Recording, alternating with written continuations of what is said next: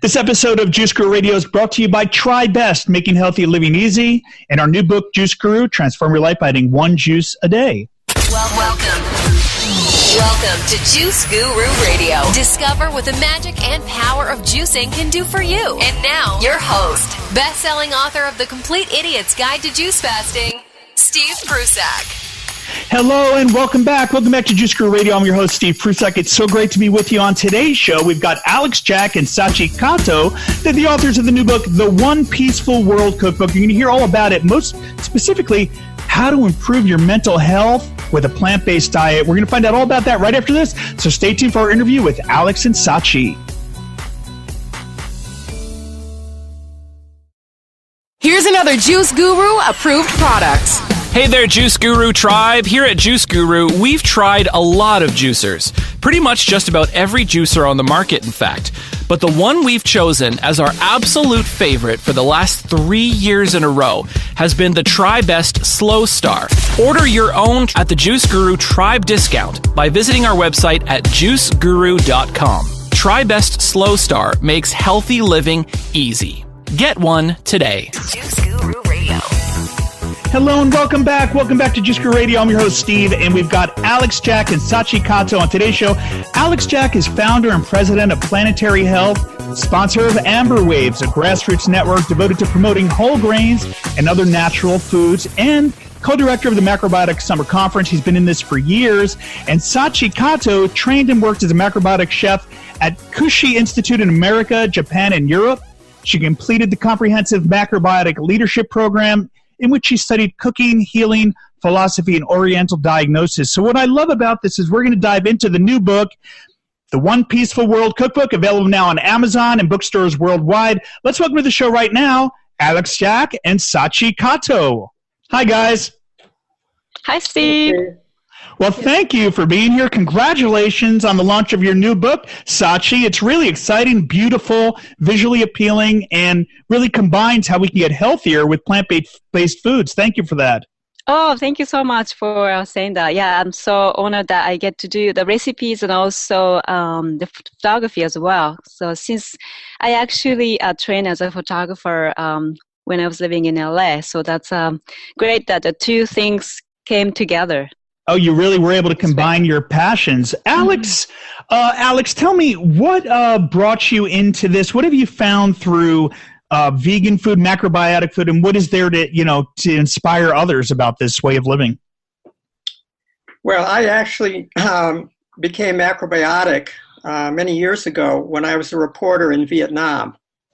And I met a Zen Buddhist master named Thich Tri Quang, who was the spiritual leader of Vietnam. And during my interview, he told me that the most important thing in life was to have healthy food. And it was amazing because it was in a wartime situation. And he said that was even more important than the actual warfare itself, was to always have a supply of healthful food because that creates society.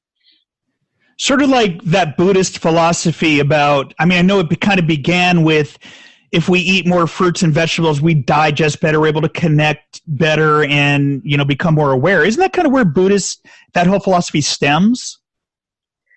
I think, yeah, Buddhism, Hinduism, actually most of the world's religions have a dietary foundation and code, and most of them were plant-oriented. What about you, Sachi? How did you discover macrobiotic foods, and what has it done for your life?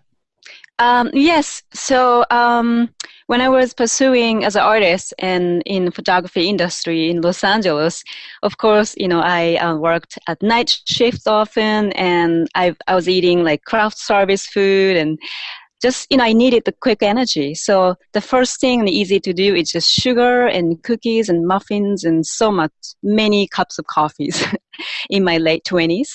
So I found myself deeply, really depleted. And I'm sure that was like really bad, hypoglycemic condition. So, but luckily I was working in a natural food restaurant, and that's how I actually found macrobiotics. I noticed like when I just had like simple natural miso soup and brown rice and simple greens, I just deep inside, it's something clicked me. It's really like nourished, like just just like right after eating those, like I felt like so much better. And I had digestive issue at the time, and that just like quickly, like after 3 months eating that way, it really improved my health. Then that's how I realized that like food is the essential for health. So the book we're talking about here, the new release, The One Peaceful World Cookbook, available now through Ben Bella Books, our friends over at Ben Bella. And it's a wonderful book. So can you explain how macrobiotic, how does that tie into creating a peaceful world, and what can we learn from macrobiotic cooking as related to that? Do you want to start on that? I'm sure you both have something to say about that. So Alex, over to you for that, and then we'll hear from Sachi. All right. Traditionally, for example, in the Far East, whether it's Vietnam, China, Japan, or India, it was traditionally known that a healthy, natural way of eating created a calm, peaceful mind. And one example of this is the traditional ideogram for the word peace in the East. It's pronounced wa, and it's made of 2 characters. The first character is for grain, whether it's rice, millet, barley, or wheat, and the second character is for mouth. So the idea was that by eating whole grains as the center of the meal, this would create peace, stability, health, and harmony. So that was a very traditional understanding. Sachi, do you have anything to add to that? Basically about the inspiration of what led to this book, really. About the One Peaceful World, how it relates to plant-based? That's what you're asking, Steve? Yeah, that and the overall inspiration behind the book. Mm-hmm.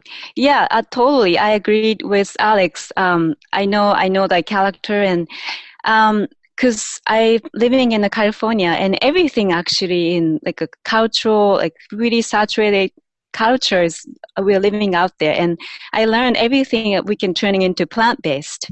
So in this cookbook that I emphasize that all these like different cultural inspiration of the cuisine and turning into in macrobiotic way, which is plant-based on this cookbook. And, like I'm sure that everybody that vegans and vegan alike can enjoy. And, for me, I have a 3-month-old baby, and I know that, that I noticed that when he is feeling okay, it's usually connected with his digestion, because easily I can tell with babies. So if he's constipated a little bit, and then he can be grumpy so easily. So then the gut-brain connection is same as adult. And I can really see that through my little one. So hopefully, yeah, this will really promote that digestion and, through this cookbook. Well, that really creates the clarity on, the standard American diet and what we see in the state of the world today. Won't you say, Alex, with all the tensions and all the division these days? Oh, absolutely. And I think that's one of the problems is that most of the leaders of the world, have very little food consciousness. And even those who do are eating banquet food most of the time. They're traveling. So it's very hard for them to, in effect, to harmonize and to find a middle way. Okay, so for those of us that are new to the macrobiotic way of cooking, there's so many diet trends out there, from vegetarian to vegan to raw food to paleo and all these different ways of eating. How do we define macrobiotic? I don't know who wants to take that one, because I know you both really have an explanation on it, but can you break it down for the layman or the idiot's guide to macrobiotic foods? Alex, would you like to explain it? Well, I like to define macrobiotics very widely as simply the natural way of living and eating on our planet. So that will vary for people for different climates, different environments, age, sex, gender, level of activity, condition of health, and so forth. But from what we see, that historically that most of our ancestors for literally hundreds of thousands, if not millions of years, were eating a primarily plant-based diet, including wild grains and vegetables, fruits and tubers, seeds and nuts, perhaps supplemented here and there by a little bit of animal food, but that tended to be a minor part of the diet. So what we call macrobiotics is simply what we feel is kind of a restatement of the traditional way of eating for modern times. Specifically, Sachi, how, the plates are set up in a certain way. I know we have a fermented food in there. Exactly how is a macrobiotic? How do we eat this way? Oh yeah, so it's like like a nice bowl of plate that the center, like Alex said, the whole grain, some kind of whole grain included in there. That one is actually the soba noodle salad. And usually nice to have the whole grain. And sometimes it's noodles, and it's nice to have it as well. It depends on the climate and where you live in, and physical activity level as well. And of course, the seasonal vegetables. So we recommend to shop locally, like farmers market, or like and so that helps sustainability as well. And then fermented food to like homemade pickles or something like that to have with the meal to enhance the digestion.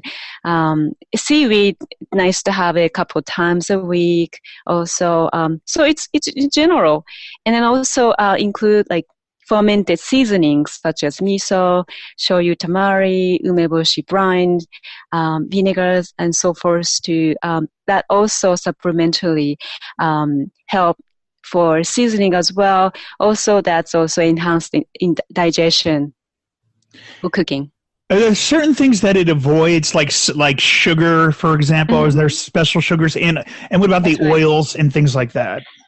Well, we recommend to avoid any refined food. So that's, the simple sugar, like a white flour, white sugar, that's also included. Sometimes people like white rice for the hot weather, but, essential food is always the whole grain. And yeah, so that's anything else you said about? Are there anything special with the oils that you use in the cooking? Because we're living in a temperate climate, so we recommend, sesame seed, sesame oil, or the olive oil, and safflower oil. So those are that sort of like in this climate zone. And the people living in Hawaii or climate, they can supplement like coconut oil and so forth, because those are much more cooling and appropriate for that region. Alex, tell us more about the macrobiotic approach. Who should try this? Well, we like to think that macrobiotics applies to everybody and that everybody will benefit. For example, we do a lot of work through Planetary Health. We just had a summer conference, and I would say for the most part, the people who came to the conference were active and healthy, but over the years, we've also worked with people who are sick and who are ailing or who are recovering from serious illness. In fact, we've cooperated with medical researchers at many universities and government agencies. And so, in fact, we pioneered in some ways in the fields of heart disease, cancer, diabetes, etc. And this has now pretty much gone mainstream, so that, like Harvard School of Public Health, Tufts University, and many others who are in the forefront of modern nutrition. We've worked with them, and their guidelines, are clearly now in what we call a macrobiotic holistic direction. So these foods will help us to prevent and relieve many of these serious illnesses. Exciting. So, Sachi, how do we begin to set up our kitchen for a successful transition to this new lifestyle? Okay. Of course, that you want to organize the way that where everything is fresh and like where is where. That's the first step. like since macrobiotics includes a lot of like dry items, like shelf stock items, like beans and grains, so I suggest to buy them in bulk if possible on the packages, and then just everything is ordered and labeled in the shelf and in a jar, mason jar, so forth, so that will keep it in long and also avoid infestations. And as far as the fresh produce, like I said, buying in local market or farmers market, and and use it as fresh as possible. So don't overstock it, and that's the key, I think. So the more fresh foods and the less processed foods is really the direction? Oh, absolutely. Mm-hmm.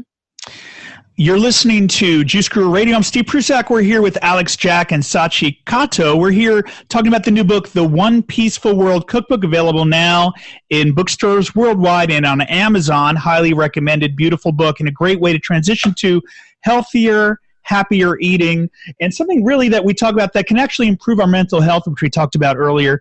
Alex, there's a new trend, the fermented food trend. It's really getting popular. Can you tell us a little about that? Yes, traditionally in both East and West, people ate fermented foods. For example, in Europe, people ate sauerkraut and a variety of pickles and olives, and that helped to digest particularly grains or bread or those kind of products. And in the Far East, they had a wide variety of not only pickles, but such things as shoyu or natural soy sauce, also miso, which is used in soup and also in cooking, also umeboshi plums. Anyway, there are a wide variety of seasonings and condiments that are fermented, and this will help digestion. Today, for example, the microbiome is becoming more widely recognized, and this is the bacteria and the enzymes in our large intestine, our small intestine, and throughout the body. And so this is now being recognized as a major component of our health and well-being. So fermented foods in particular strengthen that function. It actually feeds the bacteria in the intestines? Is that the process? Well, and they include the bacteria often in the foods themselves. Yeah. So Yeah. they strengthen that. Yeah. Living foods. Sachi, for anyone new to macrobiotic cooking, do you have any recipe recommendations from the book or something you can share with simple things? I mean, is it time consuming? Well, there's many layers in this cookbook. So, there's the dishes that the people can start easily in traditional and a simple, breakfast porridge to elaborate dishes as well. But I think, it's easy to start is a breakfast, like eating like porridge and greens is the main thing in macrobiotics as well. That makes it big difference on health, improving health. So, like you say, people are not used to make a millet, or like brown rice porridge, but it's so easy to make and so that the grain section, I think it's relatively easy to make. The mochi waffles are really simple, but people can just buy a mochi in a store, and which is like in a little heart shape, and it's easy to make. It's very powerful breakfast or snack as well. And noodles, maybe that's what and also the millet dish. It's very easy to make, and the millet especially really nourishes pancreas, which is really depleted in today's modern diet. The mochi. So and they pop up. They're little puffs. Those are so much fun. Yeah. So let's share this one. We'll put it up under the show notes at Juice Guru Radio. I'll put the recipe there for you for the soft rice porridge. So this is just, you say it's enjoyed as a main breakfast dish around the world. And in this, you're just using 1 cup of leftover brown rice. This is on page 34. So how exactly do we go about putting this dish together? Oh, okay. So this is if you make, brown rice, Simply, the best way to digest is that the soak overnight, 1 cup of brown rice and 2 cups of water. So you have to salt it and takes out, and wash it really well, and then just soak with a double portion of water overnight, and then cook it on a stove top and boil it, and then put the lid on and cover and simmer for like 45 minutes. And then just to turn off the flame and steam for 10 minutes, and then just brown rice. So the next day, you can just make a porridge out of it and just add enough water to cover and then boil it till soft. And then is there anything that you would flavor it with, or do you just... Yeah, you can use the condiments such as umeboshi plum in this photo, but you can do, like a sesame seed or nuts. Those are really nice. Some people make fruits, but not too much sweets are recommended. But if they need a little bit of raisin or something like that, the dry fruits, and that's nice for people who stomach biotics as well. Thank you for that. And I'm in a little bit of a trouble in my house because my stepson is allergic to sesame, if you could believe that. Okay. If you could believe it. And I love it, but, we've got to... So you were saying safflower oil is a good replacement for sesame if there's an allergy? Or olive oil. So, olive oil, yeah. Okay. Or coconut oil, like you said. So I'm not sure who wrote this part in the book on page 25, the paleo versus macro. I'd love if we could just touch on this a little bit. You guys broke down, because paleo is such a popular thing, and I know some people in our audience might even be following it. And how does paleo, how do you compare paleo versus macro? Who wrote that part? That's Alex. I wrote that part. I think from our point of view, what we're calling the macrobiotic way is the original Paleolithic diet. And that the modern, at least the popular paleo trend, which focuses primarily on animal foods, has been pretty much countered by the anthropological and archaeological evidence.